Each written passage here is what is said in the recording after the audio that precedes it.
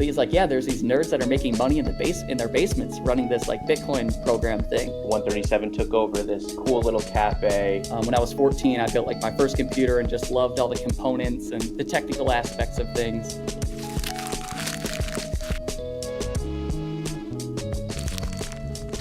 All right, VeeFam, what's up? Rob, Mr. Messer back, and I'm extremely excited to be talking to this gentleman today.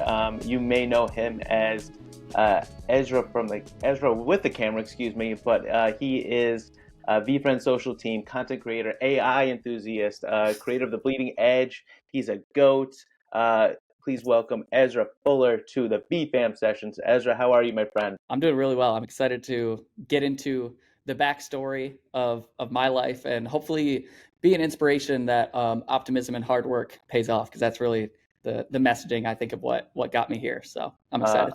100%. You know, every story is unique, but like to just think about all of the traits that we, especially in this ecosystem, that we admire and kind of put up on that pedestal and strive to be, like, it's amazing to see, you know, knowing your story and then diving in a little bit, how like so many of these puzzle pieces or building blocks are a part of it. So excited to jump into, and obviously thank you for taking time out of your busy schedule. There's so much happening at VeeFriends right now, and you know, in your own life. So I really appreciate you being here. Before we get into kind of present day stuff, I always like to take a step back. Can you give us the 55-second Cliff Notes version on who Ezra Fuller is before you even heard the name GaryVee? It's funny that you say 55. I just realized why you said 55, because 5 is a huge number in the VeeFriends ecosystem. It's going to be more like 555 seconds for the pre. Whatever you need. Yeah. So yeah, I'm Ezra. I grew up in a very small farm town where we had one stoplight, like a population of like 1,500 kids, graduating class of, I want to say like 50 or 60. It was so farm-centric that we had to drive your tractor to school day, where kids would literally on a specific day drive your tractor to school, park it out front, and then we'd take a picture and it'd be like posted on the Weberville High School Facebook page. That's amazing. And so that, like, coming from such small farm town roots to the city has been quite the journey. So I was always interested in tech. I got into like computers. I learned how to build a computer. That was like my first love, was computers and programming. When I was 14, I built like my first computer and just loved all the components and the technical aspects of things. And that's what I went to school for. I went to school for computer programming, although I dropped out. I needed 1 credit to graduate and I dropped out. I literally, I went to a 2-year community college, and on the final test, I realized, like, I don't really want to do this with my life, like this whole programming thing. I might dabble in it personally, but the school system wasn't really, I was never good at high school, so I don't know what made me go to college. But yeah, the last day we took the final, and I was like, okay, I need like a 72. I did the math. I'm like, I need a 72 to graduate and get my degree. I already was not feeling very confident, so I did the test, and I just never looked at my test scores. And I'm like, well, to this day, I don't know what I scored on that test. And I'm like, if I don't get my diploma in the mail, then I know that I just didn't make it and I'm not going back. But even before that, you know, I heard, that was 2017. And that's about when I heard of Gary's stuff. A lot of what he was saying was resonating with me. And I, you know, don't really need schooling. It's all about like how you view your life and how you handle your life. And I always had an intuition that I would like amount to something, I guess. I remember in 11th grade, I stood up in my English class, or no, it was 12th grade. It was like our senior project, and I was like dragging my feet, just procrastinating on this final project. And my grandma actually worked at the school, and she was in that class, and she was like, Ezra, you need to do this. You need to do this. Like, you know, here's a list of things you need to do to graduate high school. And I was kind of I was so in the mindset of like, this doesn't matter. Like, high school doesn't matter. And so I just told the class, like, I was so frustrated with this homework assignment that I told the entire class, like, you guys better remember who I am, because I'm either going to be rich or famous. And like, that's so funny. It was a little bit arrogant. That messaging was arrogant, but there's a seed of truth there. Of like, that's how I just felt like, you know, somehow I would be impactful towards people's lives somehow.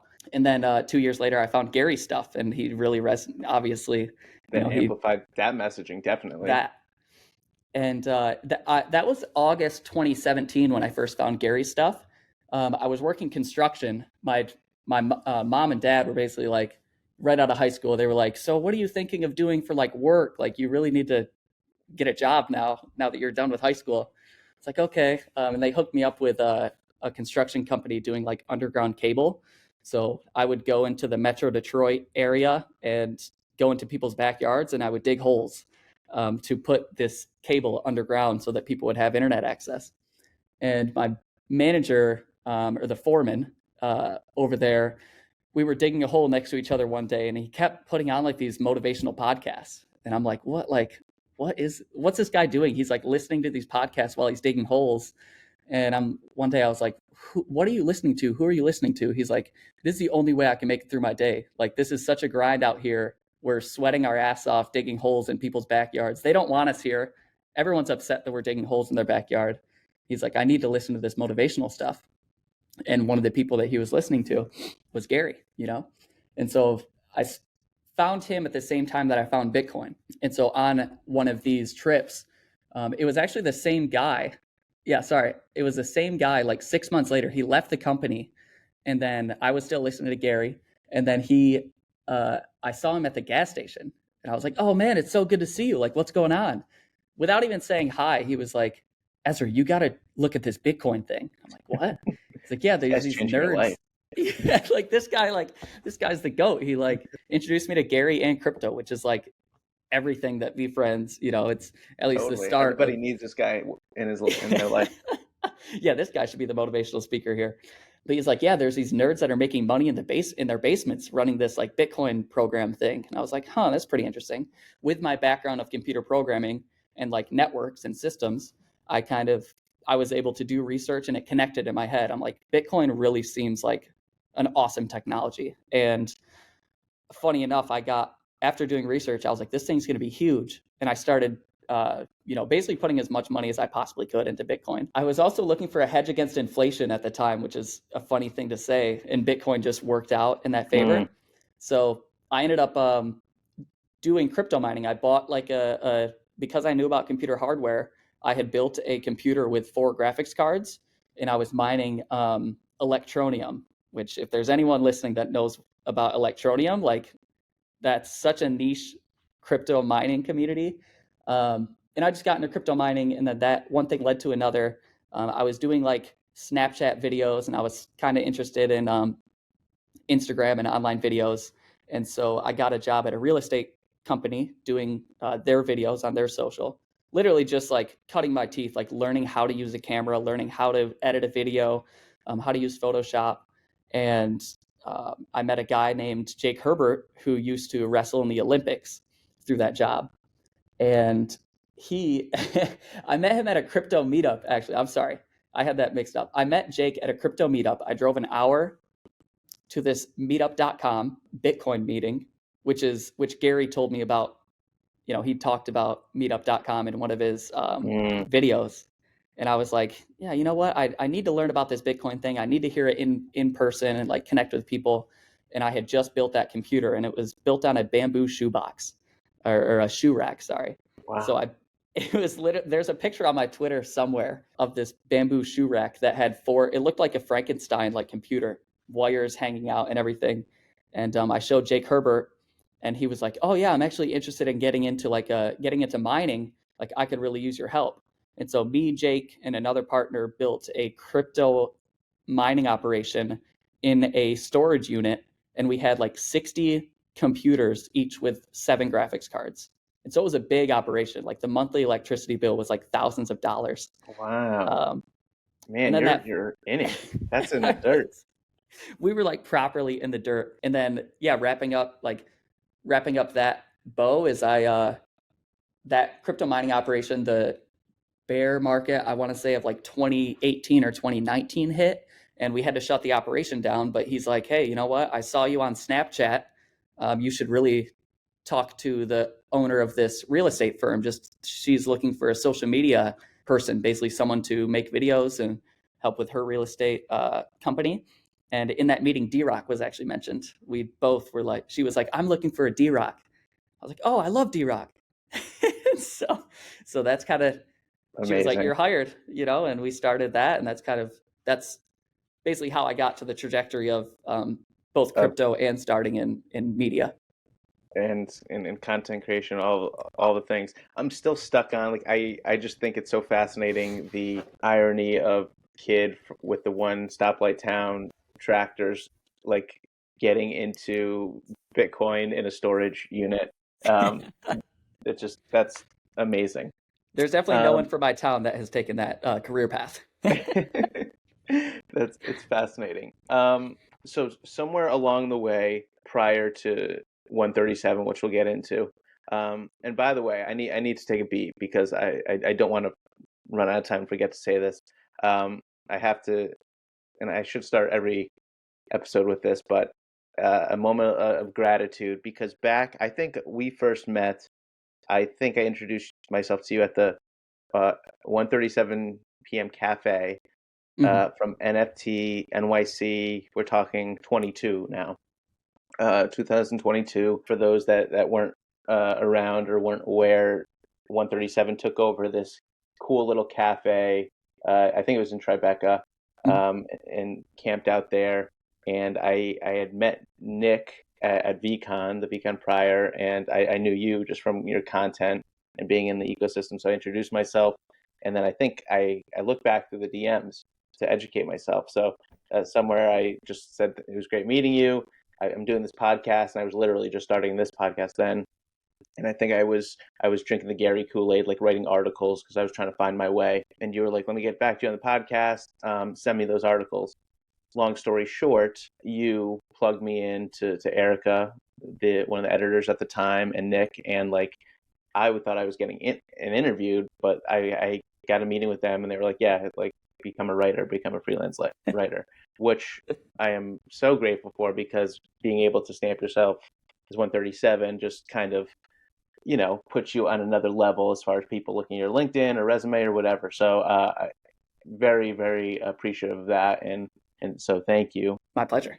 Yeah, and like that's just how it works. And I know that's part of your story too. So with that, let's take a step back. Somewhere along the way in your journey of following Gary, doing the things like going to meetups, and probably all of the things, I think this is accurate. You said it was your dream, your lifelong dream to work for him. So I'm interested in the origin of that. Was there a moment or just a gradual progression of you believing in what he was putting out there into the world? Tell me about that. Yeah, somewhere along the line, like in the very beginning, I found him like August. I YouTube tells you when you subscribed to a channel, and so one day I looked back and it was like August 2017, and somewhere along the line, I binge watched the Daily V's with him and D-Rock, and something inside me said one day I'm going to work for him. Like I don't know what that looks like.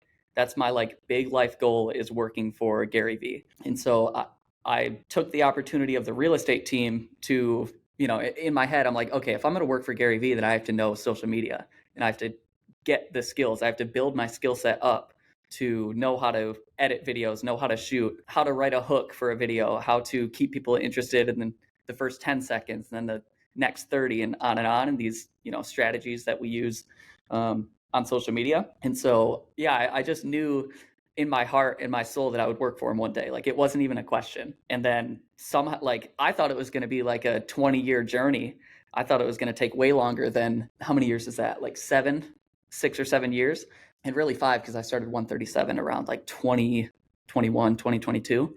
But it was like an innate thing. Like I just kind of knew it, and then it was just up to me to get my skill set up to a point where that door would open. And yeah, I could go into like the real estate company was like a grind. Like it really was like 10 hours, 12 hours, per day.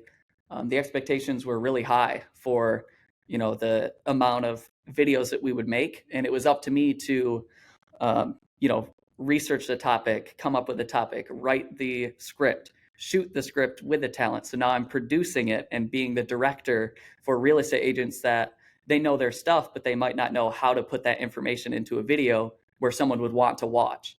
So I learned, and then editing and then uploading it, choosing a title, writing the description, when to post, what kind of cadence, is it Monday, Wednesday, Thursday, and just like all the moving parts of the social media of a department basically myself. And so, yeah, I learned all those skills. And after about 2 to 3 years of doing that, we have to rewind a little bit because I was so into this crypto stuff. I was like the Bitcoin guy. Like I would talk about Bitcoin and crypto to anyone and everyone that would listen. And even if they didn't want to listen, I would still talk about how Bitcoin's going to change the world. And so one year, my aunt at our Christmas party, she gifted me a mug that said, "Ask me about Bitcoin." Like that's the level of Nice. the crypto guy that we're talking about. So I had did this deal with the owners of the company, and I was like, I just need more Bitcoin. I just need more crypto.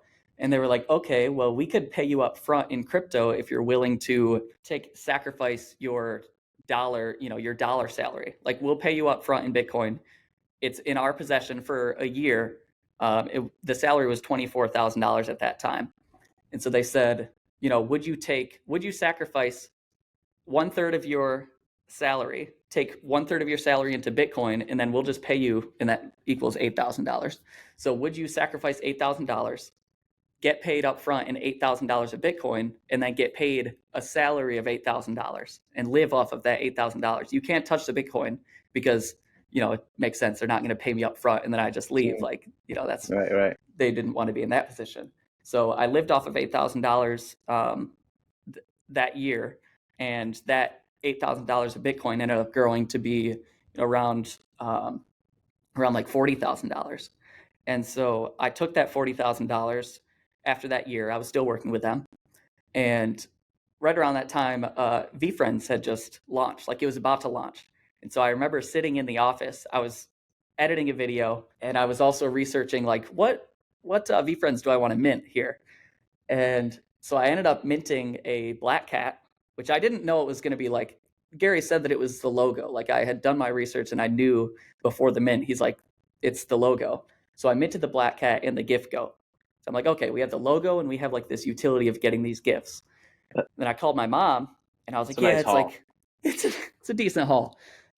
Those were some good moves by past Ezra. And so then I called my mom and I was like, hey, this like VeeFriends project, like it comes with VCon. Like next year, I'm gonna go to VCon. It's gonna be so exciting. Like I want to bring you guys too. Like I want to, I'll buy tickets or whatever, and I want to bring my whole family. And my mom was like, okay, well, what about your siblings? And I was like, damn, I come from a family of 5 total, so I have 4 siblings. I was like, damn, yeah, you're right. I should probably buy more. So I put like the whole $40,000 into VeeFriends, and I bought 9 total. I minted 9 VeeFriends total. Um, and so just like floors, I wanted to get like a lot of them were just like 0.5. Like once they hit the Dutch auction at the floor, I bought You just keep 0.5, them. 0.5, a rare Dapper Dash Hound, a rare Sweet Swan. So I had 9 of them. And then they went to VCon. It was awesome. I was so glad to show my family VCon. And then, that investment, I also bought curio cards. And so I had built up this like bag of crypto of this on paper wealth where I was like, damn, I'm like, for a 23-year-old, I'm like super rich right now. That's what I was on paper, right? And so I was Yeah, like, I mean, especially during that time where a lot of people are getting into it and they're like, where do I start? And like, I just remember hearing about people being in it for even like a couple months, like just being elevated on Twitter and just like anything they said, it's like, all right, tell me more, tell me more. Um, and I mean, 2017, I think I bought like a tiny bit of Bitcoin just because it had that moment in 17 and XRP. But like, I can't even find it right now.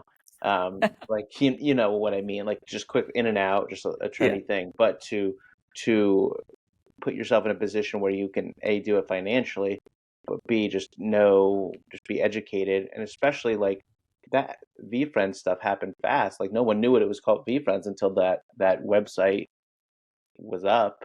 Mhm. And then to do your homework to know, like, I mean, he was very vocal about the goats, and we know that story, but just the black cat is going to be it. So hats off to you. And this is before you're even in the ecosystem; you're just kind of a fan. I know the cards can't come out, and stop me if I'm wrong. The cards come out. You make a spreadsheet of the Zero Cool catalog and database to for yourself, and then to give value. You're making content. So I love to the abbreviated version. I'll post this up because I think it was a great video. I think it was TikTok or Instagram or maybe both of your story.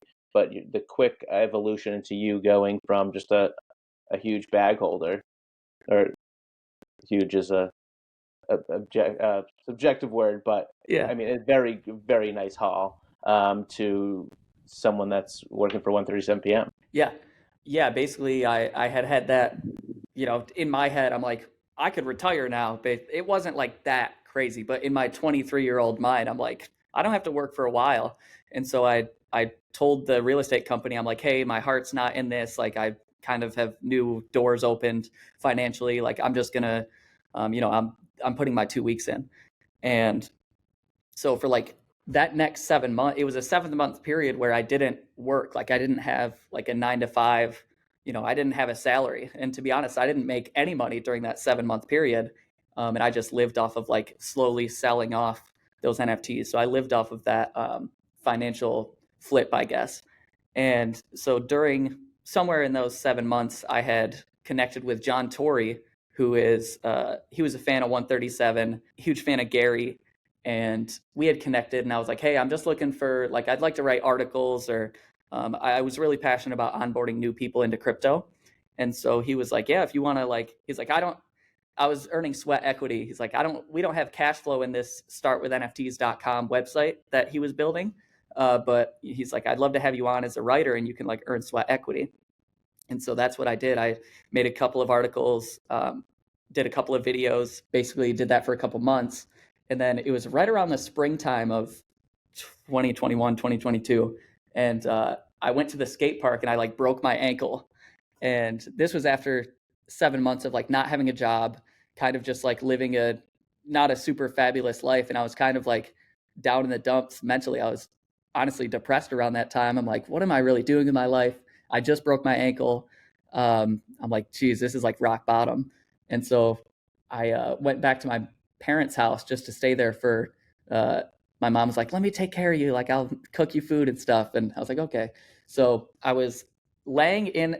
I had my ankle broken. I was with my mom and my sister, and John had called me, and he's like, "Hey, what do you think about this Zero Cool box?" And I'm like, I'm buying it. Like, I bought one, and I would really love to know what the supply is because I was trying to decide if I was going to open it or not. And I just had that personal question of like, how am I going to decide if it's open or not? I need to know the supply. And so I told John that, and he was like, what we really should do is we should make a spreadsheet and like release it. Like it should be an asset and a tool, a resource for the VeeFriends community. And so that weekend for like the next 48 hours, we watched every single box break that we could find, and we categorized every single, recorded box break that we could. And then I had also that weekend, John was like, hey, listen, like this uh, this start with NFTs thing, like you need to make money, and I can't provide that right now, but I can provide you a connection to Tyler at 137. He was the general manager at 137, and so I fielded an interview at my parents' house with my ankle broken, and I was like, yeah, I threw so much stuff at him. I'm like, I could do this, I could do that, I could do that. He's like, so what do you want to do here? Because I'm not really sure how to work with you on that. It's like, I guess I could be a writer. And so I sent him some article pitches, and that was Friday, and I didn't hear back from him. And I was like, I'm not going to hear from him this weekend.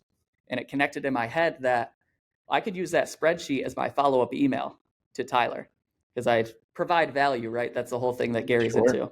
And so we worked all weekend to get those box breaks categorized. On Monday afternoon, we tweeted it out, and I tagged Tyler and I tagged Gary in that tweet. And it was getting a lot of action like we knew it would, just because it was a nice resource. Like it was a lot of different things. It was like a helpful resource in like a hot moment. I knew that Gary would find this tool useful for his community, and because of that, I knew that he would retweet it. As he just needed to see it, basically. And so a couple of hours later, I'm laying on my couch in my like, when you break a bone, you're supposed to like put it up, you're supposed to elevate it. So I'm like lying on the couch on my back with my like leg up on the couch, and Gary retweets it. And my mom walked in, and I'm like, Mom, I'm famous. This is what fame looks like, as I'm like laid up on bed. in the bed, and she was like, "Oh my god," she knows about Gary. She was like, "Oh my god, that's awesome." 2 minutes later, I get an email from Tyler saying, "Hey, can you talk tomorrow?" And he was basically like, "You're hired. You're going to run the Twitter for 137." So Let's go. So that's the spring of 22. Amazing. And it's funny because I've had so many of these conversations now, and it's always, whether it's with Tyler, D-Rock, or you, or Tyler Dow, anybody, you name it. Like, it's so funny how it's just the hard work meets mixed with the ingredients of providing value meets opportunity and a little bit of luck sprinkled in, and it just every time it's undefeated. Amazing, amazing. So obviously you're over the moon. It was a big goal for you. Was there, I'm thinking to Gary always says, or he often says, the day he buys a jet is going to be the worst day of his life. Was there any of that, because it happened quick, as you said, you thought it was going to be a 20-year journey. It happened in less than half a decade. Was there any of that, like, oh, like, now what? Or were you just kind of amped, you're in the ecosystem and you're just driven? it absolutely, there was definitely times of that. I think the adrenaline high of working at 137 lasted a couple of months. And then beyond that, I'm like, I was still remote in Michigan, so I had barely Mm, gone to the office, had never visited New York, and I was kind of just like, now what? Like I'm like, I made it, like, cool, now what? And yeah, it was like there's always ups and downs. I can't say that there was like a massive like down period of that time, but there's definitely like, and even before, just before going to VeeFriends, which was June of this year, so it's been 5 months. Just before that, I was kind of like, what do I want to do now? Like, what am I doing with my life? Like, I've made it. I just really wasn't sure what I was going to do. And I think there's still a hint of, outside of posting on VeeFriends Instagram, coming up with content, like doing the best content that we can, there is an element of like, what now? Like, I'm still figuring out like the next lifetime goal. Like, I was so clear with Gary, my goal of Gary, that now I'm figuring it out again. mm. And yeah, I think that's kind of where the newsletter also comes in, which I'm sure we'll get to. Yeah, absolutely. So that makes a ton of sense. And I've been following you for a while, and I know you do post so much about not only VeeFriends for your job, but like you say, you go down rabbit holes and you share that with your community on your socials, and it is value driven information, and it just kind of aligns with so many of the community members and like the characters in VeeFriends. So it just, I mean, from the outside looking in, for someone that kind of pays attention like me, like it just makes sense that like you work for VeeFriends just because of the DNA. Um, That's that's a touching on this point. That's a huge observation by you. I think that's a very smart and a good observation of like, in general, I just want to share like the excitement about life to people and show them that like if you really want to do something, like it's going to take time, like patient panda, style. But if you find something that you're passionate about, like you need to pursue that. And I've always I think the internet is, we're living in such a crazy time with the internet. Like, no, our ancestors, generations ago, if you think back like 5 generations in like the 1800s, they were not living a super great life according to our standards. Like, they would be mhm, like in poverty, and just they would be living a much different, much more difficult life than what we're living right now. And with the internet, the opportunity is literally like expanding so fast. And I see the internet as a place to like help solidify our legacy and like tell our story more, because a lot of our ancestor stories are lost unless they journaled, which a lot of them didn't have time because most of them were like working a farm because that's what you had to do back then. So yeah, I think that type of energy in the last 60 seconds that I just said, bringing that into VeeFriends and like helping the characters tell their story, and like telling our story, my coworker's story, and like the internet story through the characters, and like filtering the lessons through the characters is something that's like the one of the best parts of this role overall. mhm. I love that. And yeah, to piggyback on that, I think Gary he said a lot that, we are going to be the patriarchs and matriarchs of our families just because of the internet and what's Mm. documented. So I think about that a lot. And then I think about blockchain. I'm like, wait a minute, like I better get some stuff on there because like I'm going to be erased. Talk about the content. You've brought a lot of new. So you say you started in June of 23, and I remember talking with you right before you made that official switch at VCon, which was in May. Just real quick, you like were you over the moon? I think on June 1st, you tweeted out like, you know, in all caps, I'm official member of the team. Just real quick, like, were you over the moon? Did you feel refreshed? How was that transition? Like, you knew the crew pretty much. It's funny, to be honest, I didn't really know many people who worked at VeeFriends other than Jeremy. Jeremy knows, who we had connected, Who way everybody back. knows. Of course, yeah.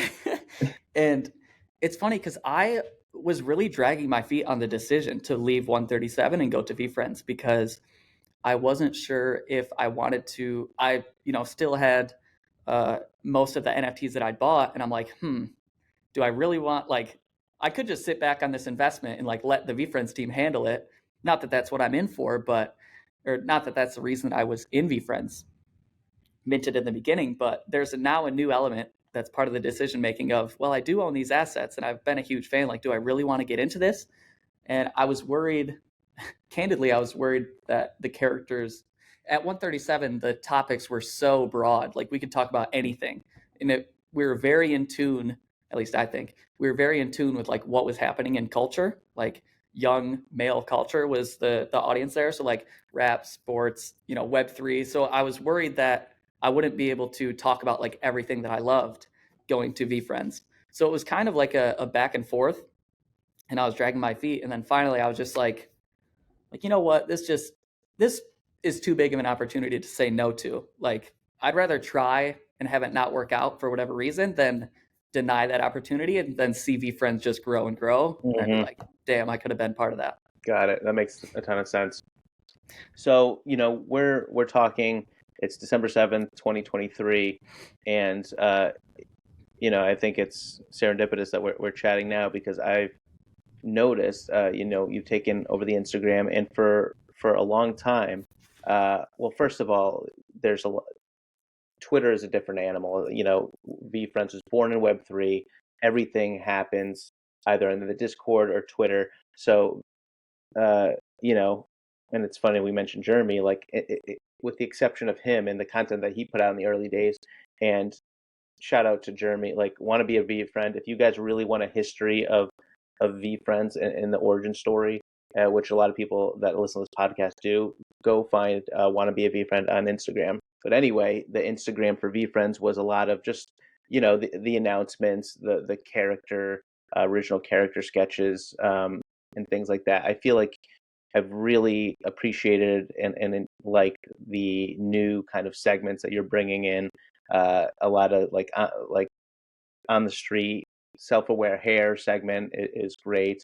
But the one that struck me, and this is kind of the umbrella theme of my podcast, the documenting the history of all of this, with your specifically lately the reflective rhino video and the Harpic with Gary. So Harpic is obviously a character with a lot of steam. It's got a lot of supporters out there. People know it. It's the banner for the only original character that Gary's drawn. A lot of people don't know that, but a lot of people, like, that's all they really know. So I really enjoyed that moment that you kind of pushed him. Well, I don't know. Did you ask him straight up for content, or tell quickly? Like, I don't want to, pull the curtain No, I'm too here far for it. back, but Yeah. like talk to me about that moment because like that's what I live for here, like in Yeah. this little VFam Sessions world. So, what? How did that come about? So, broadly speaking, I appreciate you saying that about the evolution of the Instagram. It's definitely a team effort. It's not one single person. It's everyone kind of like figuring out what is the vision of the social media. And I see it as, Instagram's audience in general it's not super crypto and Web3 centric, and Instagram it's a mass market platform. Everyone's on Instagram. So how do we meet people and introduce the characters in a way that's, we don't have to talk about crypto and Web3 all the time. Let's talk about the characters and tell their story and deliver value through, these character definitions that I really enjoy those. And so that's where that idea came from was, we picked the reflective rhino to do create a couple of assets in different posts around the reflective rhino. And we know that if you look at Instagram Reels are where you're going to get most of your organic reach, your non-follower reach. You're going to reach new people that don't know who you are on Instagram Reels. And so we kind of wanted to, Gary's a large figure. He has a large audience. He's recognizable. And a lot of people don't know these deeper character meanings, the deeper meaning behind these characters. So sidestepping to the exact moment where this content idea started, it was the Fanatics live studio, which I'm looking at right here. It was one of those crazy nights where Gary was like super hyped up. The energy was high.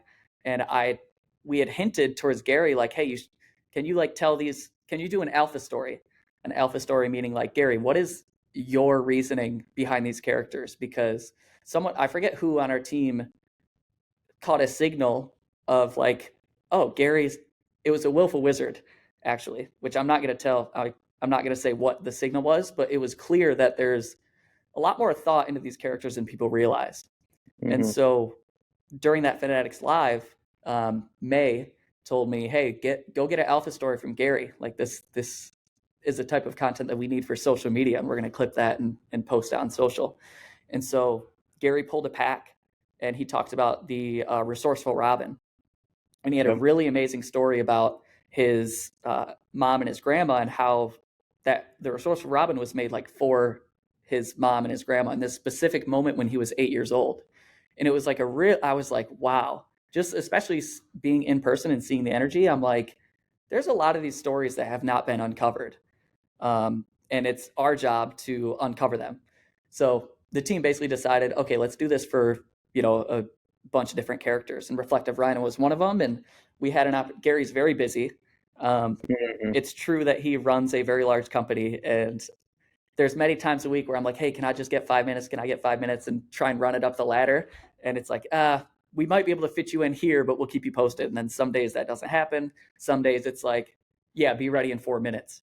And so that was one of those scenarios where it was like, at first weren't going to have time, but the meeting that he was in ended early. Andy texted me, we're filming. And I was like, all right, I had my notebook, and I wrote down, I always carry this thing next to me. And I had the questions already ready. And just walked in. I was going to have Gary do a selfie video.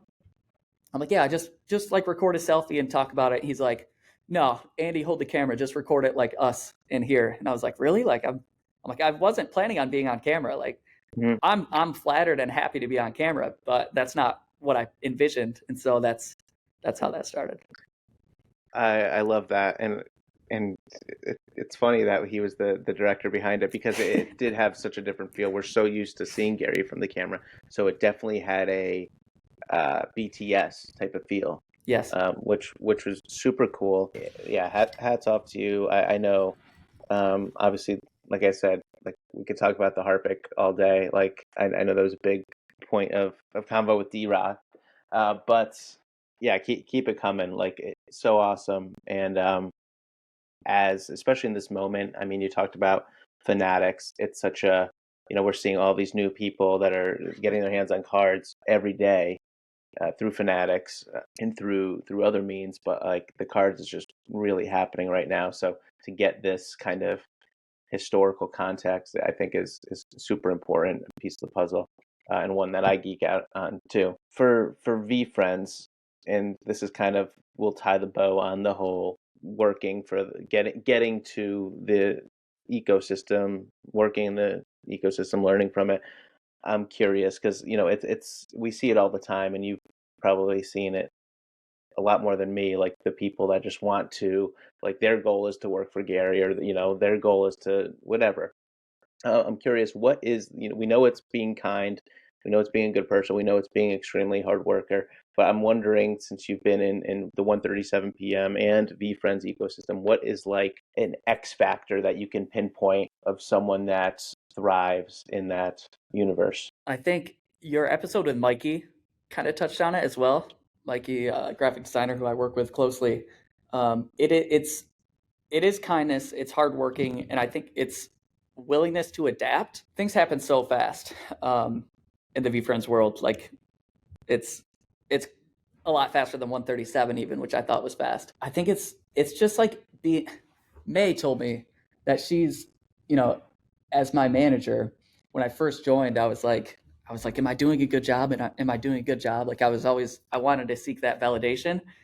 And she said, hey, listen, like we hire based on the person. Like we can get the skills, we can coach up the skills, but it really is who you are as a person and your how you interact with people and can you handle what you're being asked to handle. And if you can't, can you communicate that you can't? Can you, work with other people to help solve that? I would say that that's the main thing is in even just something that I learned, being part of this company. Like if you're running a company, then that's such a true statement that you can always get skill, but it's the X factor of like who you are as a person. And I think it's like a vibe. Like you can kind of just sense after working with someone for a couple months, like, are they really about it? And are they Mm, really an asset? And are they learning, the skills that you want them to learn? And as a second part to that, working at 137 and really, really being in like, I just like lived on the Instagram there like 10 hours a day. We would get a lot of DMs that just said, hey, can I work for you? And that was it. And they had like no posts on their social. They had a private account. They're not giving any indicator that they are worth the time of interviewing or worth the right. time of having them join. So for people that are sending DMs to, I mean, I've seen a lot of those on the 137 side. And if you do want to send a DM saying like, "Hey, can I work for you?" Like there has to be, you have to, if you just show that you're an actual human being and not a bot, that's already a huge plus. Because Yeah. believe it or not, there's not a lot, like Gary gets that all the time, but he doesn't have time to be in the DM, so he might not see it. So if you DM one of the subsidiary companies that has a dedicated manager that's on the Instagram account and show that you're a real human, show some like, be real. Like you don't have to be like, hey, I'm this, I'm this, I'm this, here's my resume. Just be like, hey, I've been working on my skill set here, here, here over the last X amount of years. Here's one or two things that I've done, and I would just love the opportunity to talk. Like that will get you up the line, because a lot of the social media manager is not going to be the person to hire you, but they can be the person to escalate it to get someone Sure. to look at you who will hire you. Mm-hmm. No, that makes a ton of sense. And I mean, we said this at the top of the show, just give value. Mm-hmm. Just be, that should be the first impression. Like, be willing to give. Yeah, Be willing to give. and do that to like 50 accounts that you admire, like because Hmm. a lot of the accounts probably aren't going to get back to you. But one thing that I really believe in is like you're meeting one person away from changing your life. So like if you have 20 connections in a specific industry, you only need one person to say yes. So I've seen a lot. It kind of irked me when I got those DMs. I'm like, well, I would love to open a door for you, but you're not really giving me much here. So Right, right. That makes a ton of sense. Couple quick things, and then we'll get to the last segment. You mentioned, and this question just popped in my head because I'm thinking about, you're someone that knows Gary well in his content, and VeeFriends well, and you're a holder, and I don't know too many. I could probably list a handful, but I don't know too many black cat holders. Just flat out, like, what does the black cat mean to you in 2023 right now? it's the logo, number one. That was the initial thesis that I had is still true. The black cat is it's so funny. I just looked up and I see the black cat that's in the Phonetics Live studio, and then a podcast with friends logo that also has the black cat. So Mm, it's branding for. I'm looking at two different brands. One that's completely Gary, where he has podcasts with 2 to 3 of his friends, people in the industry. He talks about them. That the black cat's part of the logo of that.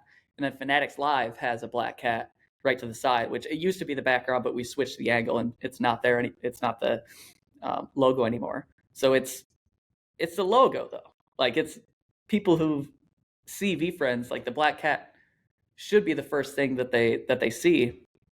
And yeah, I mean I don't know anything that's like I really don't know much that the community doesn't know about the black Mm. cat other than like it's the logo, you know? I was just, yeah, I well, I know it's a logo. I was just thinking like because like obviously look, you're standing in very unique shoes. If it elicited any special feelings, we know that brand is the emotion behind the Mhm. logo and what you when you see these things. So for someone new, I don't know if you were like, what VeeFriends is going to dominate, like the fucking black cat's going to win, or like the kindness, warm, fuzzy feelings. I was just totally it was totally curiosity, Yeah, totally no, ad and lib. I appreciate you double clicking into that. And it's the logo, meaning the thesis of the very, very, very, very lucky black cat is to reverse the idea of cats being unlucky.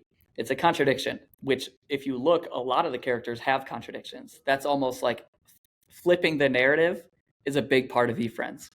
And so I think that that's, you said it earlier, like in any situation where you want to find yourself in, there has to be a little bit of luck. But you also don't get that luck if you don't work very hard and put the work in to allow luck to come into your life. So I personally, in terms of like connection, I really don't. this this might break the internet, not really, but I don't connect emotionally with the lucky black cat all that much. I've actually come to really like the dialed in dog, the ambitious angel, and the positive porcupine. I have all of those pins right on my desk every day I sit down and work. They're literally right to my right, and I channel those characters. One thing that I really believe in is like people channeling characters in specific scenarios. Like, if I really am going to be an ambitious angel and have these lofty goals, which I'm still trying to figure out candidly, if I want to have these big ambitions and back up what I said to my 12th grade class of I'm either going to be rich or famous, not that those are my ambitions now, but having positive impact, I have to be a dialed in dog and I have to be a positive porcupine because the positive porcupine and dialed in dog are what got me here. So there's a bit of a character connection answer I for you. I lo- I love it. And the more conversations I have when I try to dig deep, I realize it's not one. It's it's a dinner table. Like you said, it's a group. It's a lot of the ingredients mixed together. And I think, thank you for sharing that. Yeah. yeah, and I think a lot of the characters can be, we haven't seen like, we haven't seen a lot of characters interacting with each other, outside of a couple of, like special Instagram posts around activations or holidays. But, when there is larger media, Gary said it a bunch of times, like video games, movies, TV shows, when there are those things, these characters are going to interact and it's going to be clear that their attributes are working together or bringing out one attribute because of another character. So the characters will basically bring the best out of each other. Makes a ton of sense. I know there's people that are following along are very interested and anticipating these universes and how they're going to interact and what forms we're going to see and experience them and who's going to be a part of them. Oh, amazing. I could jam for so long. And we haven't, and I want to be mindful of your time. We haven't even touched on AI or what you're doing. So let me package it like this, because I know you are well versed and you've been on this forever, and I have so many Ezra bookmarks that I need to dive into deeper on AI. So, can you, for our listeners that may have not taken the deep dive in yet, can you maybe shed a quick couple bullet points on what they can do outside of like the blanket statement, like play with Chat GPT? If you don't mind taking a step further, comma, can you talk to us about the Bleeding Edge Monday mornings at 7 a.m. Bleeding Edge right to your inbox. Tell us about it, and then we'll go to our last segment. That's so funny. That the tagline worked. I cooked that up so that people would remember That's when it came it out. stuck with me.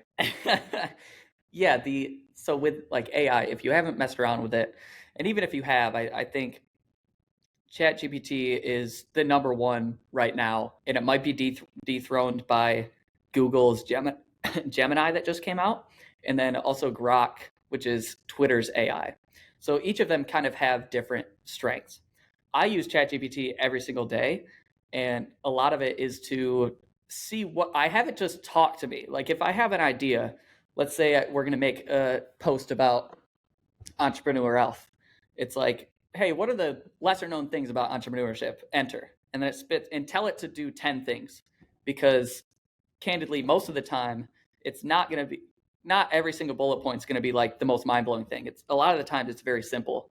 But if you can tell it to give you 10 things and then you pick one and then basically continue the conversation like, oh, this statistic is interesting. Tell me about what, what emotion people use during that time, and then on and on. So you're having an ongoing conversation.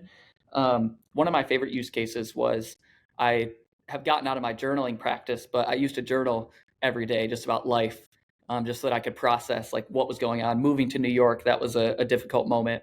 And so I was journaling, and I ended up transferring what I wrote into Chat GPT. And I said, okay, here's my journal entry. Please play this conversation back, rewrite this journal entry as a conversation between a therapist and a patient. And when you see fit, ask me a question about it. And so it did it. It said some very profound things that's like, it pointed out some like common themes in my journal. And I was like, damn, it's totally right. Like I should approach this situation like that.